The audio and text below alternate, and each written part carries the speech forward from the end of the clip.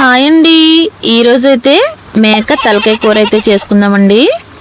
ఎవరైనా ఈజీగా చేసేయచ్చు, చాలా బాగుంటుందండి. చాలా బాగా కుదిరింది. రెసిపీ చెప్పేస్తాను, ఛానల్ సబ్స్క్రైబ్ చేసుకొని వచ్చేయండి. ముందుగా మేక తలకాయ మాంసంలోకి సాల్ట్, కారం, అల్లం వెల్లుల్లి పేస్ట్ వేసుకుని బాగా కలుపుకొని 1 గంట పక్కన పెట్టుకోవాలండి. కూర కోసం అయితే ఉల్లిపాయలు, టమాటాలు, అల్లం వెల్లుల్లి మిక్సీ జార్లో వేసుకొని మెత్తగా పేస్ట్ ఆడుకోవాలండి. మొత్తం అయితే ఇలా మెత్తని పేస్ట్ లాగా ఆడుకోవాలి. స్టవ్ మీద కళాయి పెట్టుకొని ఆయిల్ అయితే వేసుకోవాలండి. ఆయిల్ హీట్ ఎక్కాక ఇందులో మసాలా సామాన్లు వేసుకొని బాగా వేపుకోవాలి.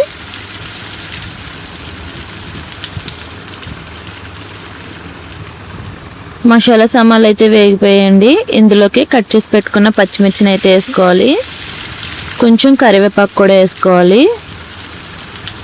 వేసుకొని మొత్తం బాగా కలుపుతూ వేపుకోవాలి.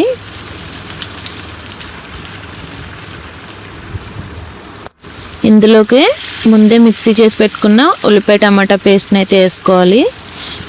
వేసుకొని మొత్తం ఒకసారి బాగా కలుపుకోవాలి. ఇందులోనే కొంచెం సాల్ట్ కూడా వేసుకోవాలి. కొంచెం కారం కూడా వేసుకోవాలి. వేసుకొని మొత్తం బాగా కలుపుకోవాలి. బాగా కలుపుకొని ఒక 2 నిమిషాలు అయితే మూత పెట్టుకోవాలి. 2 నిమిషాల తర్వాత మూత తీసుకొని ఇలా ఆయిల్ పైకి తేరే వరకు బాగా మగ్గించుకోవాలి. ఒకసారి గరిటెతో మొత్తం బాగా కలుపుకోవాలి. బాగా కలుపుకొని పక్కన పెట్టుకున్న తలకాయ మాంసాన్ని అయితే ఇందులో వేసుకోవాలి. ఇందులో వేసుకొని మొత్తం ఒకసారి బాగా కలుపుకోవాలి. బాగా కలుపుకొని ఒక 10 నిమిషాలు అయితే మూత పెట్టి ఉడికించుకోవాలి. 10 నిమిషాల తర్వాత మూత తీసుకొని మొత్తం ఒకసారి బాగా కలుపుకోవాలి. కలుపుకొని ఇందులో కొంచెం వాటర్ అయితే యాడ్ చేసుకోవాలి. వాటర్ యాడ్ చేసుకొని బాగా కలుపుకోవాలి. బాగా కలుపుకొని ఇంకొక 10 నిమిషాలు అయితే మూత పెట్టి ఉడికించుకోవాలి. ఒకసారి మొత్తం బాగా కలుపుకోవాలి. బాగా కలుపుకొని చింతపండు రసాన్ని అయితే వేసుకోవాలి. చింతపండు రసం వేసుకుంటే టేస్ట్ బాగుంటుంది. చింతపండు మొత్తాన్ని ఇలా రసం తీసుకొని వేసుకోవాలి.